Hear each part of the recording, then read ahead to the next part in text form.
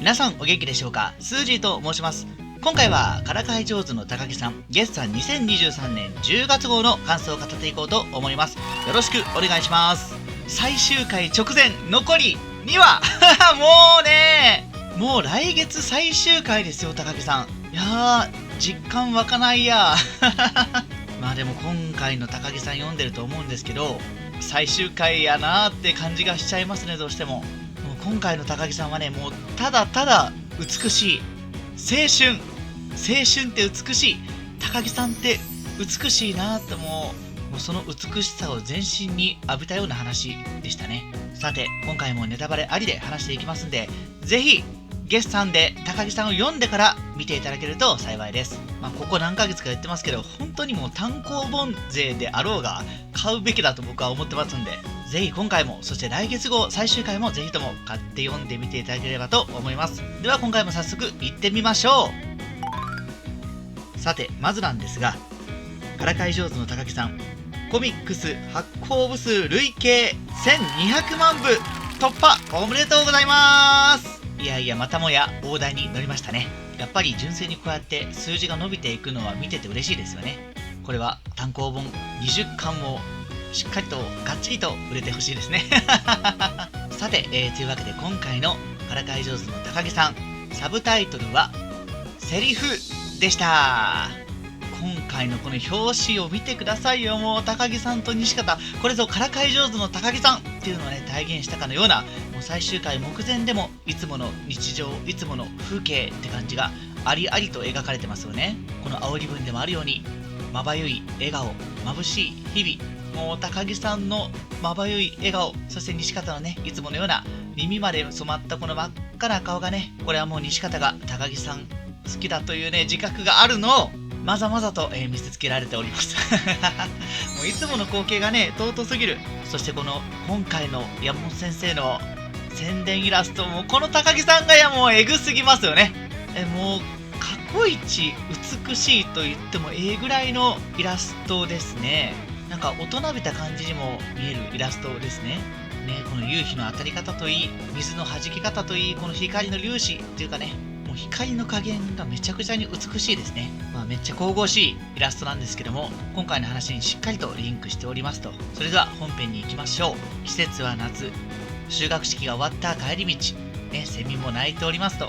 あれ前回からちょっと夏来るの早すぎないもう忘れられない夏が来てるんですけど、早すぎませんかね待ちに待った夏休み、西方はねきっと嬉しいんでしょうけども、一方高木さんですね。高木さんの中学最後のねって言葉を聞いた西方の顔ですよね。ちょっと間があって、この慌てて勝負を仕掛ける西方が、これもう中学最後の夏休みを自覚して、もういても立ってもいられないって感じで高木さんに何の考えもなく勝負を仕掛けるところがね、もうこれはこのまま帰っちゃうのはもったいないっていう自覚がきっとあるのかなって思ったり、ここで思うのがやっぱり年末ですよね。あの時は西方、もう今年全敗なのは嫌だっていう気持ちで高木さんを呼び止めたわけなんですけども、今回のは全く意味合いが変わってますよね。そしてそんな勝負に乗っかる高木さん、勝負の内容はかっこいいセリフを言った方が勝ちというルールですね。でここでまた聡明な高木さんはこの勝負をしっかりとね今後の展開につなげてきますと、初手から高木さんはかっこいいセリフを発動します。このキリッとした高木さんのおごる勢がね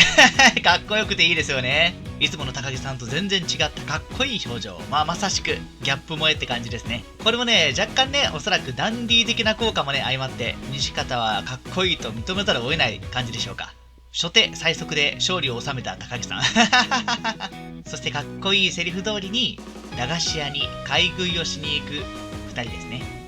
修学式の後2人っきりで駄菓子屋、完全にデートですね。デート、今回は高木さんからかってませんけど、これデートだねってからかったらどういう表情をね反応するんでしょうか。西方は駄菓子屋で買う飲み物を選んだ西方、そんな西方の飲み物をおごるっていう高木さん、最初はねいつも勝負に勝っておごってもらってるからそのお返しかなって思ったんですけども、前日に西方が参加した陸上大会お疲れ様でしたっていうねぎらいのねおごりだったんですね。それをね当たり前のように言う高木さん、まさに優しさの化身、女神ですね。女神高木さんですね。完全に彼女ですよねめっちゃ優しい彼女。とは言いたいところですけども、ここでは最高の友達だと言わせていただきます。相手のことを思ってからかいつつも行動で示す、これが高木さんの人間性の素晴らしいところやなって思っております。西方的には大会自体は不本意な結果に終わったみたいなんですけども、それでもだよっていう高木さん、このね優しさの塊である高木さんにね頬を染める西方はあれかな、ここでも高木さんのこういうところが好きなんだって噛み締めたりしたりするのかな。でこの次の西方がまたいいですよね。高木さんの持ってるお菓子を取って前回もらったお守りのお礼を告げます。ここの動作で、そしてねセリフがかっこいいんですよね。これかっこいいセリフ勝負でもさ、引きを取らないぐらいかっこいいと僕は思ってるんですけど、次のコマの高木さんの表情もなんかそれを物語ってたらいいなって勝手に思ってます。でこの所作を何気なくできる西方がね、優しいというか気遣いができるというか品があるなってね思ったんですよね。でね高木さんも西方もね品があるんですよね。僕はからかい上手の高木さんに惹かれる一端が品だと思ってるところもあるんですよね。この何気なくできる素敵な仕草行動に惹かれる一端があるんじゃないかなって、読んでてすがすがしい気持ちになるというか、そういうところでもこの作品って好きやなってねちょっと思いましたね。で次のこの7ページなんですけど、7ページはもう魔のページですよね。駄菓子屋、ベンチ、夏の空気、何も起きないはずがなく起きないんですけど、でもラブコメの波動は起きてますよね。青春はね起きてますよね。でこの下のコマいいですよね。西方が高木さんの横顔をちらっと見て、西方の視線に気づいた高木さんも西方の横顔をちらっと見るこの、そして西方がねさっとね視線をそらすところ、もう西方の高木さんへの意識が止まりませんねもうこんなの高木さんが気づかないはずないじゃんってね。でも高木さんはそれを言葉に表さない、態度に示さない、僕は全てが振りだと思ってます。そして次ですよね。そんな高木さんが次に視線を送ったのは2人の後ろにあった駄菓子屋さんの壁、そこにあったのはここで来るかと思っていや来るかなと思っただけど、ここで来るかね。前回からさ、もうおそらくこういう展開になるかもなってのは皆さん思ってたと思うんですけども、忘れられない夏って言ったらもうこれしかないですよね。本当にこの展開を持ってくるとはね、もう期待してましたけど、期待せざるを得ないですね。でそれを見て高木さんが西方に声をかけようとした瞬間に中井くんとまるちゃんが登場します夏祭りキャンセルですね夏キャンしてますね、夏キャン。次このお邪魔しますってペコーってするまるちゃん、そしてね同じくペコーってする西方ですね。いや西方は本当実にね礼儀正しいですね。僕そういうところ好きです、西方の。そして微笑み高木さんですね。可愛いです。可愛さ純度 100% です。で夏祭りの話をキャンセルされた高木さん、話はね一旦なかったことに。で次のコマですね。西方がまのちゃんと中井くんにちょっとね視線を送って何やら意味深な様子、2人の様子をね観察してる、見てる感じですね。とここで中井くんの雄たけびがもうレア昆虫ヘラクレスオオカブトをね発見したと。そして嵐のごとく去っていく中井くんと西方。西方の反応が男子してますよね。超男子ですね。そりゃ恐竜図鑑でテンションマックスな西方ですからね、カブトムシでテンション上がらないわけないですね。嵐のごとく去っていった中井くんと西方、そして取り残された高木さんとまのちゃんまのちゃんの言葉がねしみじみと突き刺さりますね。子供って子供ですねでもねごめんねまのちゃん、男子っていうのはねそういう生き物なんですよ。ほんとここはね男子中学生と女子中学生の対比っていうのかな、際立ってますよね。特に高木さんとまのちゃん、西方と中井くんだったらねもうそれも顕著ですよね。だがそれがいいと、この空気感がねまた青春感あるなと、もしくはね小豆島感と言いますか、なんかそういう空気感もねすごくいいなと。これがさもう大都会東京のラブコメとはねわけが違いますからね。高木さんならではの、素朴な感じ、純朴な感じがあってとてもいいですよね。で取り残された2人なんですけども、この高木さんとまのちゃんのやりとりがね好きです。もう好きです。作中ではねあんまりないというか、描かれてるところはそんなにはないんですけども、今回の見どころの一つはやっぱりまのちゃんっていうもう純粋に女友達、おそらくお互いに恋愛の話もしたりするでしょう。ね、今回もそうですけども、まのちゃんにしか見せない高木さん、からかわない高木さん、そして夏祭りに対する高木さんの本音がね、しっかりと見えてくるっていうのは、これもまのちゃんだからこそですよね。絶対に西方には見せない本音ですよね。で、僕はもう散々言ってると思うんですけども、高木さんとこのまのちゃんは、すみれちゃんたちとかね、女友達とどんな話をしてるのかってね、めちゃくちゃ興味があるんですよね。いわゆる女子会ですよ、女子会。女子トークですよね。元高木さんでもさ、まのちゃんというか元まのさんですね。とのシーンがあったりとか、そこで西方以外のことをどんな会話をしてるのかっていうのがね、めちゃくちゃね、気になります。めちゃくちゃ興味があります。今回はその一端が見えた貴重なシーンですね。で、タレまのちゃんのね、しみじみとした苦労がね、いや、オツですね。高木さんもさ、いつもこんな感じなんだろうなーってのがわかる素敵シーンですね。とっても好きです。対して西方&中居くん。こっちはまさかの西方のセリフですよね。こっちもなんか男子同士でウェーイってしてんのかなと思ったら、この12ページで中居くんに革新的なことを尋ねる西方。この西方の表情、もうマックステレ顔ですね。マックスですね。で、ここからね、僕適当なことを言うんですけど、いつもはね、斜線が入ったテレ顔が主流じゃないですか。で、そこからさらにテレが増すとトーンが入るんですよね。でね、見た感じね、今回そのトーンがいつも以上に密度が濃いんじゃないかなって。一応ね、単行本とかもパーッと調べてみたんですけど、なんかいつも以上にトーンの密度が濃いんじゃないかなってね、勝手に思ってて。だからね、一応マックステレ顔ってね、それを表現したんですけど、僕は。で、ちなみに今回、4のトーンが使われてるのって、ここ合わせると3コマだけなんですよね。で、全シーン、この密度のトーンが使われてるんで、ちょっと比較ができなくて、たまたまこのトーンしかなかったからこれ使ってる可能性も全然あるんですけど、でもね、この3コマしかないシーンの一つがここなんですよね。もうこれは、ここぞというところでしか使われていない可能性は十分にあるんで、ここはもう間違いなく西方の心情の表れなんじゃないかなって思ってます。で、そんな西方は中居くんに自分の思いをね、吐露します。ここまではっきりとさ、自分の思いを語るところっていうのは多分初めてかもしれないですね。もちろんモノローグとかでちょこちょこあったりはしましたけど、で、この西方の思いの吐露なんですけども、傍から見ると誰が見ても高木さんの行為はわかるわけですよね。でも当の本人の西方はそれをどう受け止めていいのか、どう答えればいいのかわからないっていう。傍から見たら早く付き合えよってね、散々ね、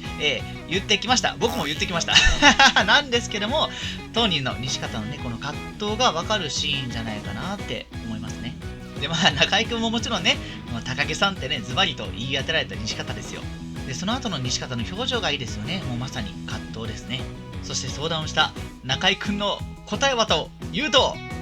参考にならないと。参考にならねえ。確かに中居くんっぽいですけどね、それが。もうせっかくね、西方が勇気を出して聞いたのにってね、言ってるのにね。西方自身もこうやってね、もう心情がね、はっきりと描かれてますね、もう。でもさ、これ、ややもすると、中居くんのこの参考にならないアドバイスっていうのは、最終回に繋がってくる可能性もあるんじゃないかなって思ってます。だって何がきっかけかわからないですからね。それこそアニメのね、最終回とかでもそうだったじゃないですか。何がきっかけかわからない。なんで一見すると参考にならねえってね、思った中居くんのアドバイスも意味があるのかもしれませんね。わかんないけど。このさ、14ページ左下の高木さんと西方の表情がね、僕めちゃくちゃいいなって。なんかまるでさ、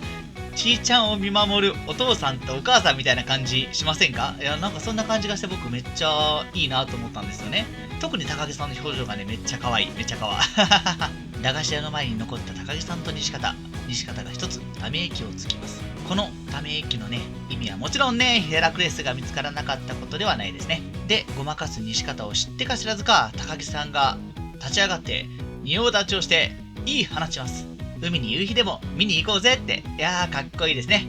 ということで、かっこいいセリフ勝負は続いていました。続行してました。やっぱり高木さんのドヤ顔はいいですね。かっこかわいいですよね。で、次がね、これ16ページなんですけど、いつもの高木さんって本編16ページで終わるんですよね。なんで僕、初見の段階では、これ、オチどうなんの？終われんの次のページでってね、ちょっと心配になったんですけども、今回、16ページ以上、ありましたやったぜもう思い残すことなく描いてくださいですよね。というわけで延長戦ですね。場面は変わって海へ。この海ですね、もう作中に何回も出てきた思い出の場所ですよね。例えば夕日貝だったりとか綺麗なものだったり、どの回もね綺麗な高木さんがね突き刺さる神回ばっかりでしたね。沈みかけの夕日が海を、そして高木さんをね綺麗に映し出します。靴を脱いで海に足を浸す高木さんと西方、もうこれはもう青春の香りしかしませんね。高木さんの付き合ってくれてっていう言葉に顔を赤くする西方、ずっとですけど高木さんへの意識が止まりませんね。とそんな高木さんへの意識を振り払った西方は高木さんとの勝負に専念します。ブンブンとかぶりを振って一言、そしてドヤ顔の西方、いつもの西方ですね。見当外れの言葉に高木さんがカラカラと笑います。確かに高木さんからしたらかっこいいのベクトルがね全く違いますもんね。そして一間置いて高木さん、西方にかっこいいセリフを教えてあげると言います。これはさっき言いそびれたセリフ、夏キャンのリベンジですね。夏キャンの西方に夏休みの予定を聞く高木さん。高木さんの顔は映さない構図ですね。さっき西方が勇気を出したみたいに、もしかすると高木さんも勇気を出しているのかもしれませんね。で、対する西方、特に予定はないと告げてます。で、この後の高木さんの顔、表情ですね。夕日に照らされてもこの心音を照らしたんじゃないかってぐらいに赤く染まった頬ですね。そしていよいよ勇気を振り絞ってお誘いしようとする高木さんが、西方がね言葉を続きます。でも陸上部に顔出そうと思ってる。本来ね3年生で部活は引退のはずなんですけども、西方がそのまま言葉を続きます。今回の話の決めですね。こっから全部決めですね。西方が見つけた好きなことですよね。それを高木さんに向けて話します。赤い夕日を受けて真正面からまっすぐに、そこにはもちろん横島な気持ちなんて全くなくて、純粋で清廉で誠実で、まるで夢をね語るかのような西方の屈託のない笑顔ですね。それが19ページの上ですね。過去一番、もうからかい上手の高木さんの中で一番自然な西方の笑顔だと思いました。本当に笑顔なんですよね。人はここまで屈託なく自然な意味をこぼせるものなのかと。もう本当に何の飾り気もなくて素朴な笑顔なんですよね。で、ここまで自然な笑顔を見せたのは本当にここが初めてじゃないかなって。で、何がいいかって、今まで西方はね散々高木さんにやり返そうってしたりとかさ、からかおうとしたりとかさ、もうコロコロね表情をね変えてきました。それがもちろんね西方のとてもいいところであって、高木さんもそんな西方に惹かれたわけなんですけど、で大体はねからかわれて焦ったりとかでしてやられてわーって顔をしたりとかで、勝ち誇ったりだとかドヤ顔したりだとかいろんなね表情をね見せたりで、たまにねいい笑顔も見せることはありました。例えば僕が好きなのは寄り道会とか結構好きですね。高木さんに自分の好きな漫画の話をして盛り上がってるとこの西方とかすっごいいい顔するんですよね。でも今回のこの西方、ここまで自然な 100% ですね笑みをこぼしたのは本当に初めてなんじゃないでしょうか。そしてそんな西方のまっすぐな笑顔を向けられた高木さん、この表情が全てを物語ってますよね。と唐突に西方の顔面に海の水をねパシャッとかける高木さん突然の攻撃に驚く西方、そして次ですよね。20ページの右下、この高木さんのセリフですね。頬を染めながら出た高木さんのセリフですよ。これはねもう実質高木さんが負けを認めたかのようなセリフですよね。高木さんがね考えていたのはおそらく間違いなく夏祭り関連のものだったことでしょう。でもそれを上回るような西方のセリフ、まさにね無意識の西方の言葉が高木さんの胸を打ったんでしょう。高木さんの鼓動をね高鳴らせたんだと思います。高木さんの口から出たこのかっこよかったって言葉がさ、高木さんが心の底から西方のことが好きなんだろうなって、夢に向かって頑張ってる西方のことが本当に心を打ってるんだろうなって、なんかそんな感じがしましたね。でさ、これって見覚えがありませんか？まあ意図してるかどうかは分かりませんけども、やっぱり僕はクリティカルをね思い出さざるを得ませんでしたね。まあ、今もそうだし未来もそうなんですけども、やっぱり西方の無自覚な一言がね高木さんの心を、気持ちをね高鳴らせるんだろうなって、あと思うのは、西方はもちろん僕たち読者もそうだと思うんですけど、やっぱり高木さんのね笑顔が一番可愛いみたいな、そこにね心打たれてるわけじゃないですか。でもね、高木さんもね今回のような西方の笑顔に胸を打たれた節もあるのかなって。もちろん真剣に夢を語る姿もかっこよくて、だからこそつい水をねかけちゃったと思うんだけど、それもね照れ隠しだったらさ、めちゃくちゃ可愛いですよね。だから本当にさっきの西方のこの実直な言葉が高木さんを心の底から西方のことをかっこいいと思わせたセリフであり、やっぱり等身大の西方が高木さんの心を掴んだんだろうなって気がします。そして思ってもみなかった言葉に頬を染める西方、そんな西方に再度ね高木さんの攻撃が襲いかかります。ここやり返さないと思ってね楽しそうに煽る高木さんが可愛いですね煽ってますね。そしてついに西方の逆襲がね始まります。遠慮なく全力でやり返す西方、そしてねカラカラ笑う高木さん、もう高木さんもね負けじと反撃します。そして22ページですよね。もうねこの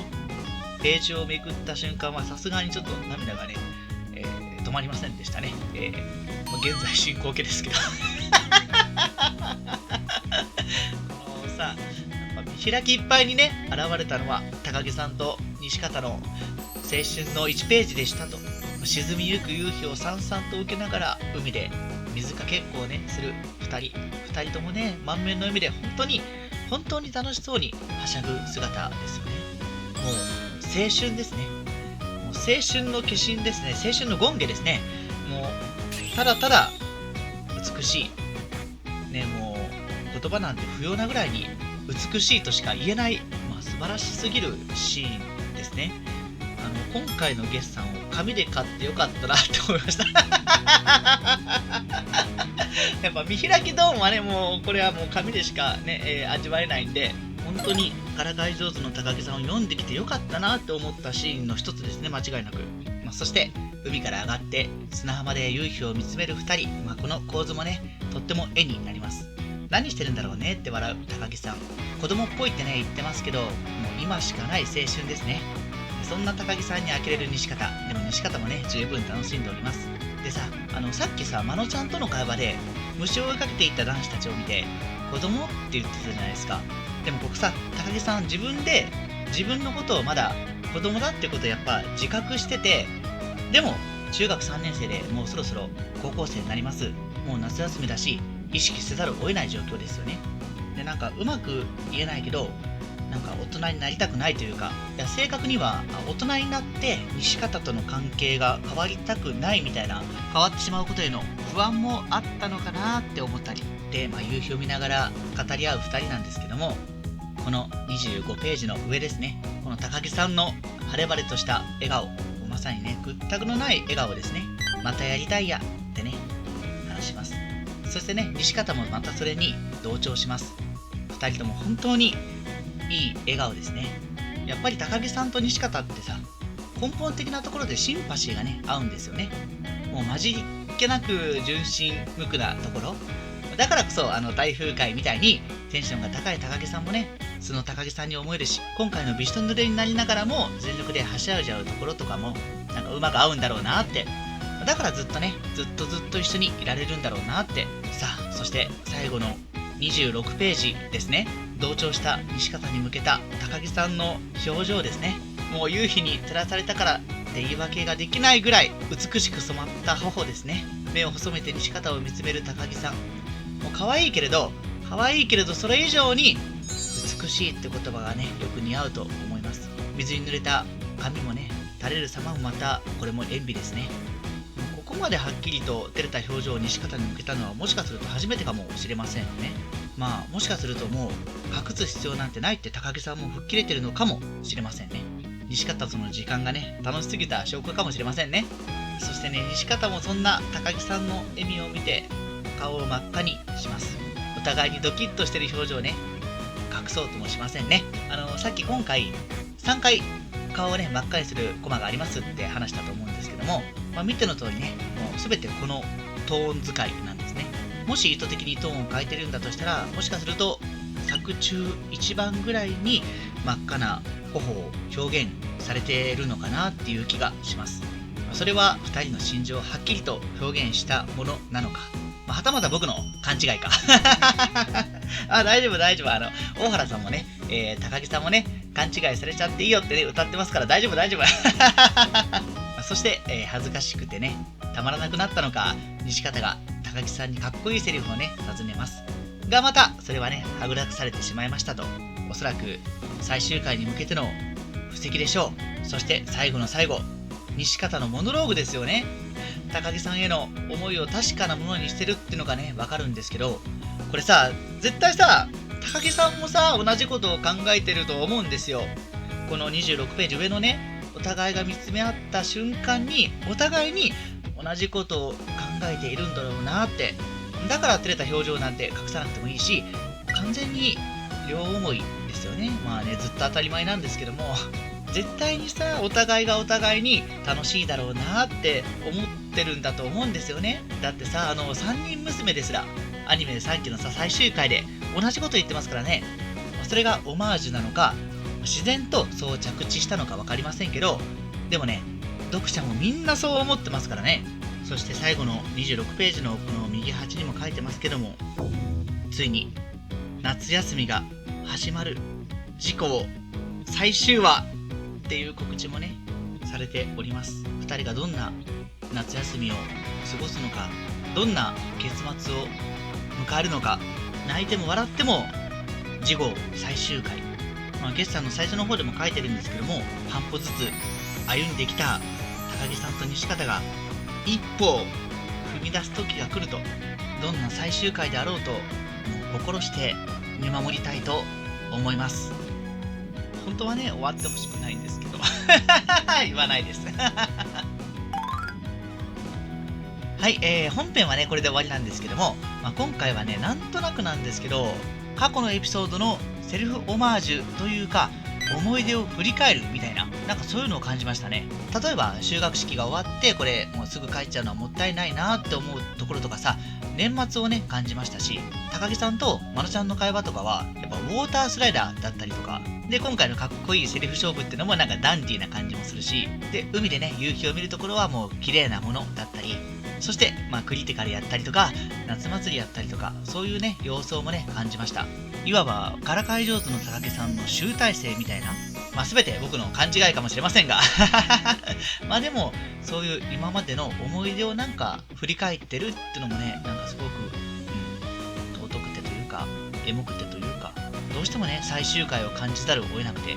泣いても笑っても来月号最終回です。でも今回夏祭りのキャンセルをね夏キャン2回されちゃってるんで最終回はおそらく、ほぼ間違いなく夏祭り関連になってくるのかなと、当日だったりするのかなとかでね、そこで気になるのはやっぱり約束ですよね。7巻の約束なんですけど、でね調べてみたらさ、なんかどうやら連載じゃないんですね、約束って。月産の付録の月産ミニで掲載されてたらしいですね。なんで純粋につながりを意識してない可能性はありますよね。高木さんってもともと時系列バラバラで連続性とかも特に意識せず書かれてると思いますので、それこそバレンタインとかさ、本編もそうだけどおまけとかでさもう複数回ね書かれてるじゃないですか。なんでもう一度ね約束があってもいいですしね、漫画でもあってアニメでもあってみたいないろんな夏祭りのね誘い方があれば、個人的にはそれもそれで美味しいんで、約束を書いた当初に山本先生自身がこの夏祭りの最終回案があったかどうかはちょっと分かんないんで、いただいたコメントでちょっと面白いなと思ったのが、原作の漫画の高木さんの最終回とアニメの約束、そして夏祭りがリンクしている説ですね。で案としては結構面白いなって感じましたね。でもさ、アニメ2期でオリジナル最終回で夏祭りをやったことで高木さんっていう作品に夏祭りっていうイベントは切っても切れない関係になりましたから、もうまさに劇場版の最後を飾る伝説のね回になったわけですから、2人がどんな忘れられない夏を過ごすのか、楽しみだけど見たくないみたいな見たらね終わっちゃうからさ、正直見たくない気持ちもちょっとあるんですよね。でもね、見ないとさ、もう見守らないとっていう気持ちもあるし、西方みたく僕も葛藤しながら1ヶ月後をね待ちたいと思います。からかい上手の高木さんがどんな結末を迎えるのか、皆さん一緒に見守っていきましょう。というわけでご視聴ありがとうございました。よかったら高評価、チャンネル登録をよろしくお願いします。それでは、数字でした。じゃあねー。来月最終回。